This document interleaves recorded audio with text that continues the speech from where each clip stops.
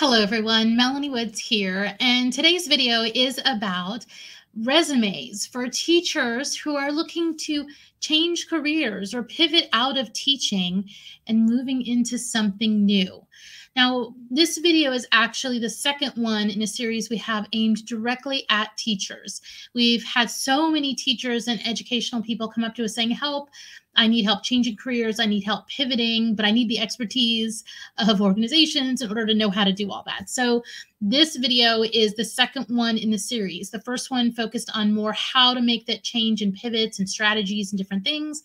This one is going to look at the actual data that is on your resume and then on your LinkedIn profile.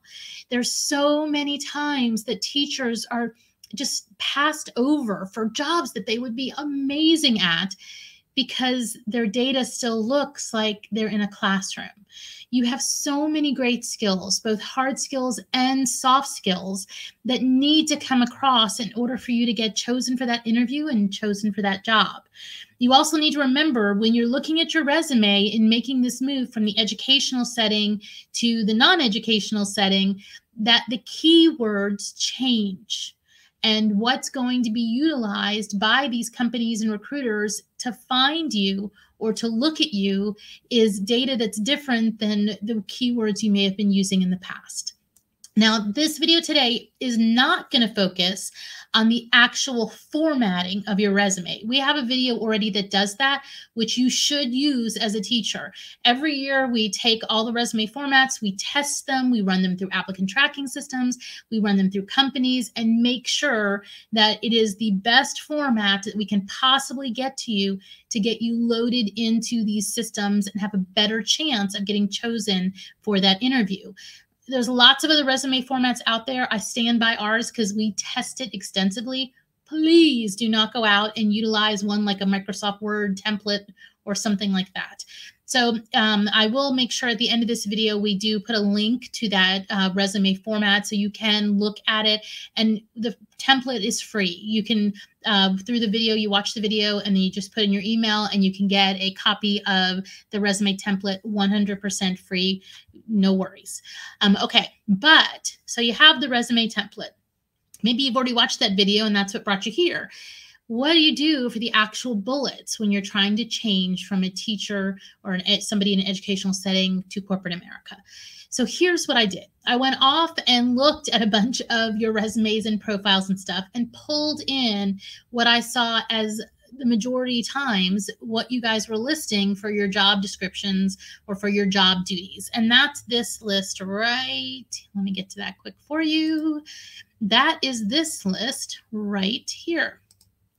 You have things on your resume or on your LinkedIn profile like prepare lesson plans and educate students at all levels with other teachers, assign homework, grade tests, and document progress, develop and issue educational content, including notes, tests, and assignments, handle behavioral issues of students, deliver personalized instruction to each student through interactive learning, plan and implement educational activities and events, and attend parent-teacher meetings.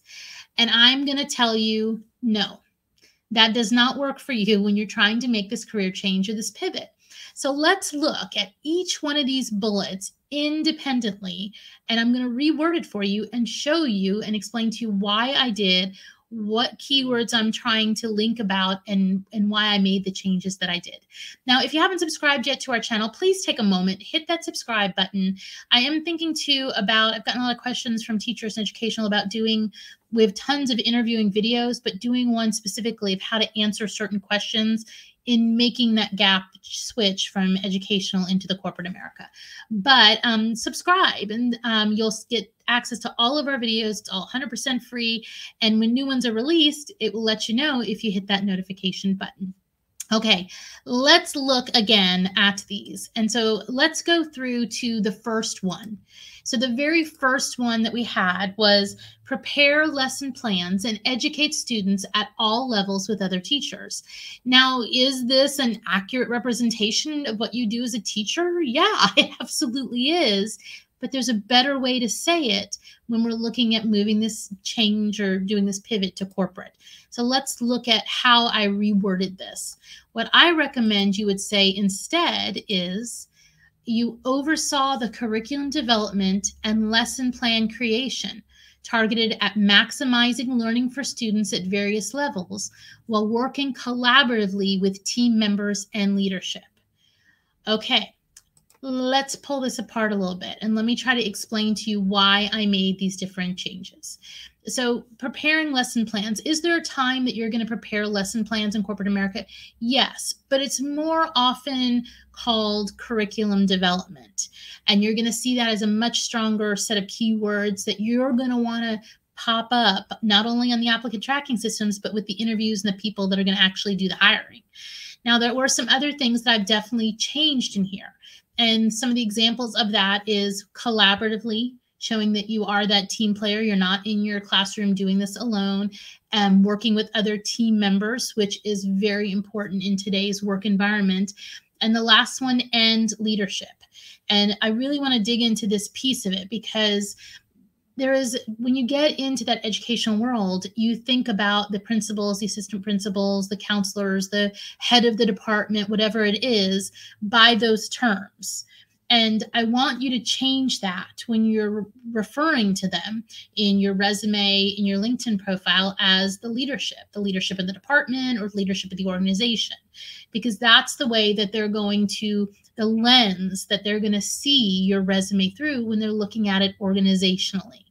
So that is the leadership of your school, of your educational group. And we want to make sure that we're referring to them like that on your resume and on your LinkedIn profile. Now, if you're wondering if, oh gosh, well, I had prepared lesson plans and almost that exact bullet on my thing. Can I pull this data that Melanie just gave? You absolutely can. I'm totally fine. If any of these work for you, pull it. If a piece of it doesn't seem right, then, change and adjust it for what works best for you. But you can absolutely pull these and add them straight to your resume if you feel like it accurately represents you and what you did within the educational setting. Okay, let's take a look at another one of these. So the next one we're going to look at is assign homework, grade tests, and document progress. Now, is that something that you are probably going to do in an educational setting? In a corporate setting? Probably not as big of a chance as the last one. But the skills that you've done and the competencies underneath this are absolutely ones that you can translate into corporate America. So let me show you how I translated it. I put, and let me make this a little bigger so you can see it, develop additional resources for students to enhance content understanding through a variety of learning approaches.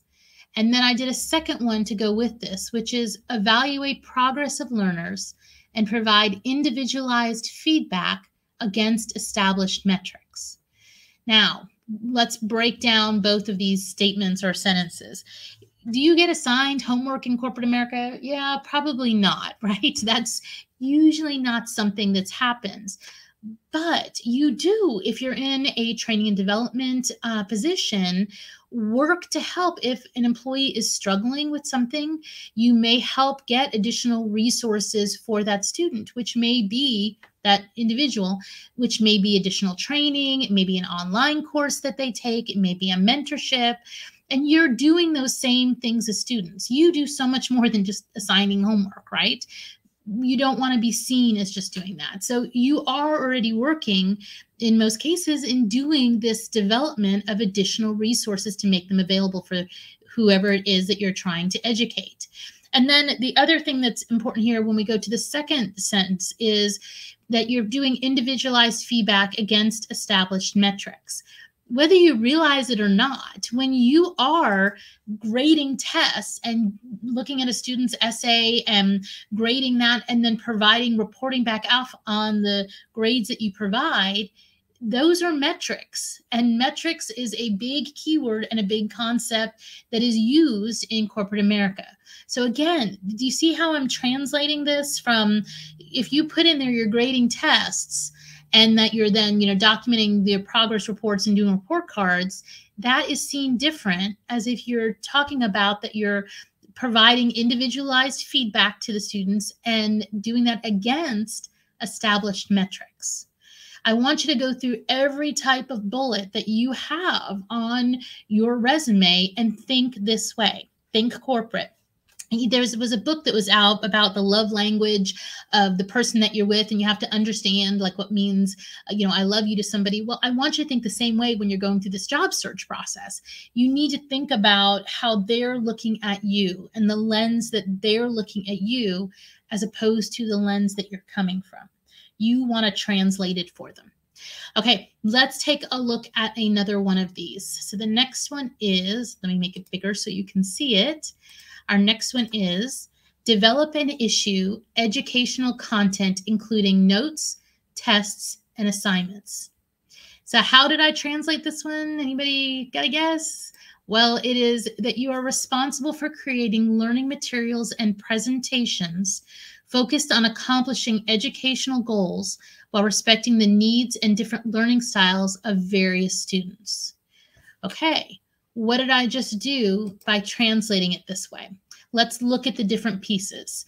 So responsible for creating learning materials. This is in your new product development, in your new development, including presentations. Anybody will tell you if you don't know PowerPoint in most corporate settings, you're at a disadvantage because somewhere as you continue to go, you're going to be doing presentations, maybe to leadership, maybe to your peers. You're showing your ability and your strengths to do that. And then we're focused on accomplishing the educational goals. Companies, and especially if you're looking like at whether public or private, are very goal-setting, goal-minded. They're very, here's the goal we're going to set. Here's our vision. Here's our mission. Here's our short-term goals. Here's our long-term goals. And they like people who are able to execute and implement creative strategies against those goals. You are doing that work as a teacher. You're just doing it with a different audience. But we want to make sure that they understand that and they see that.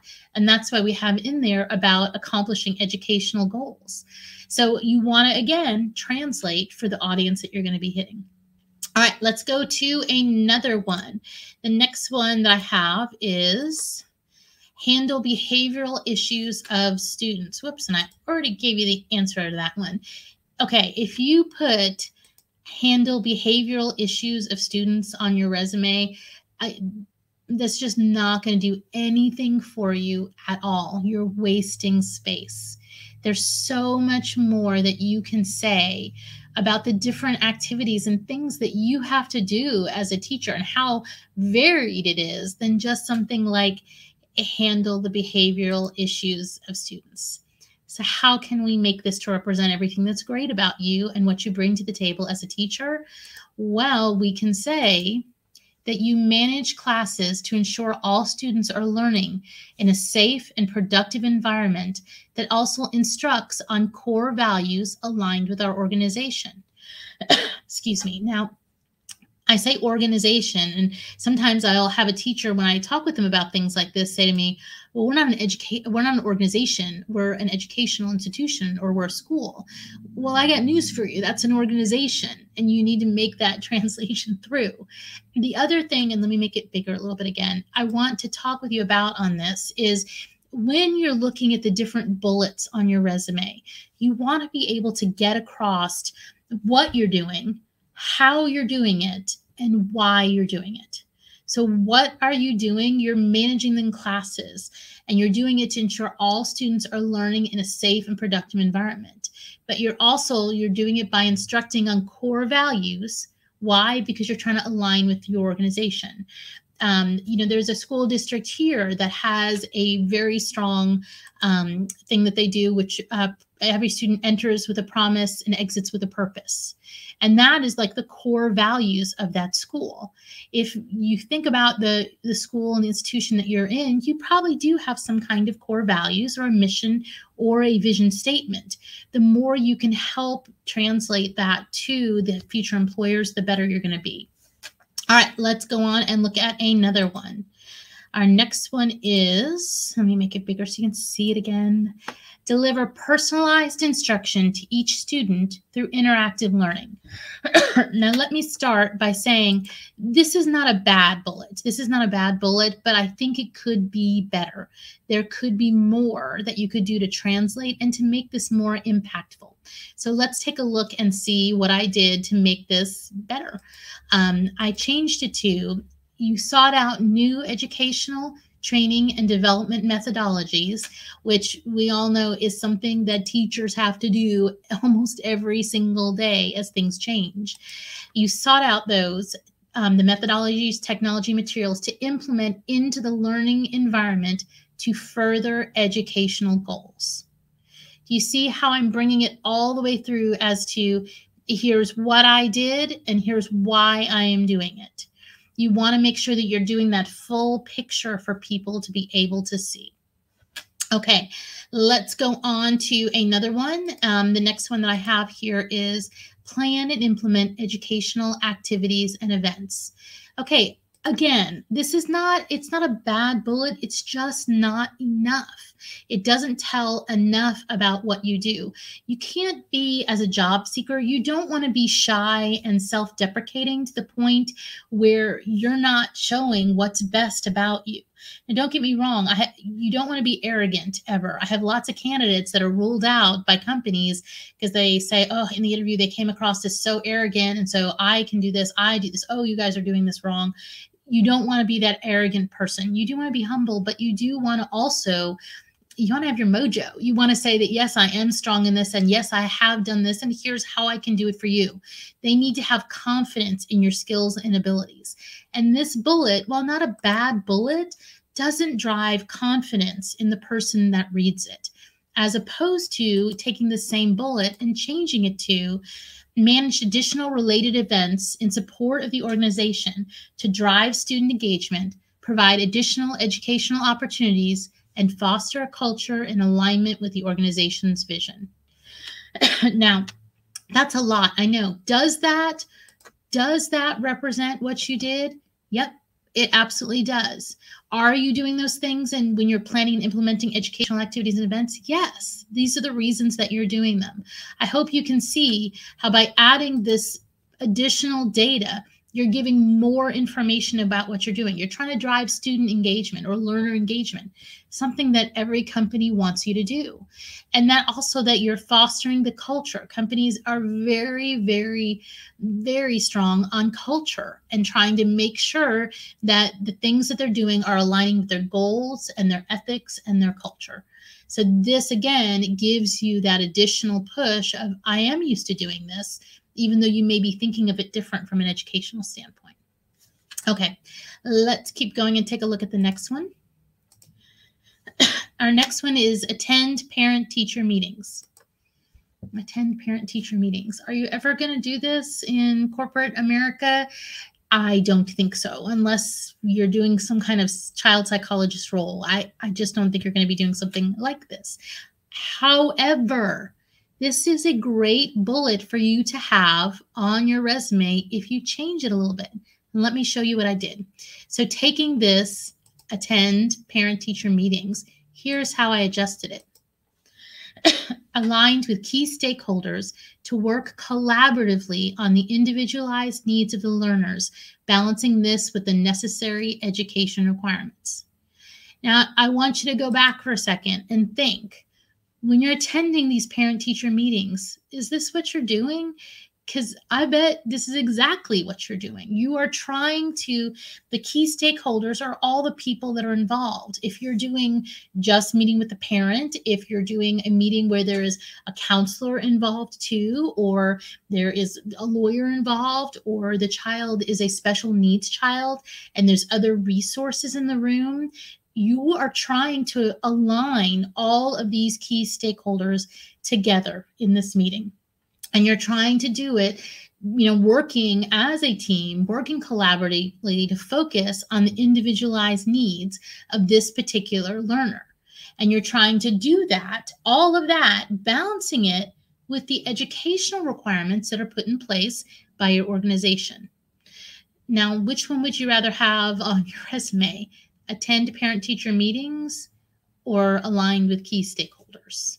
I hope you're starting to get a sense. Let's go through one more that I think, again, will help make this point of how important translating these are. Okay. The next, whoops, if I can get it to go. Oh, you know what? That was my last one. Okay. Well, listen, I hope these are helpful for you. I hope that they're able to actually show you, here's some of the differences of how you can take the things that you do as a teacher and think about them broadly. Think about them. What are the soft skills and the hard skills I'm using to do these? How is it affecting the organization or educational institution?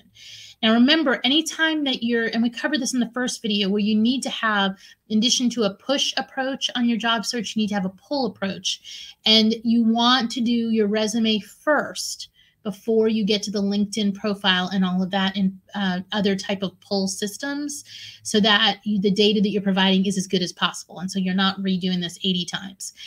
Data like this is going to help you do that.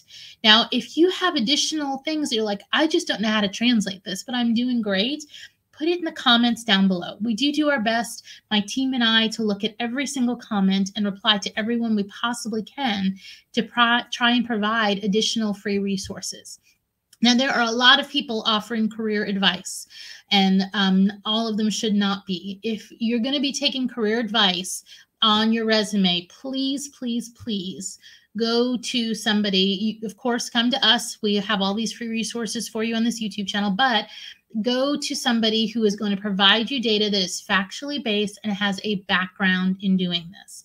Do your research, please, teachers. If you see somebody who has been a teacher their entire life and has never made this switch, that may not be the best person for you to be taking feedback from.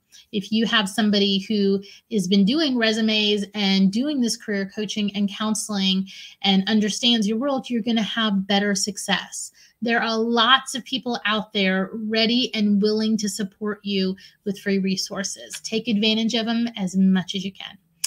All right, everybody, as always, I hope this information was helpful, helps you make that switch. And if you haven't subscribed yet, please take a moment, subscribe now, ring that bell for notifications. Thanks for watching, and I'll see you next time.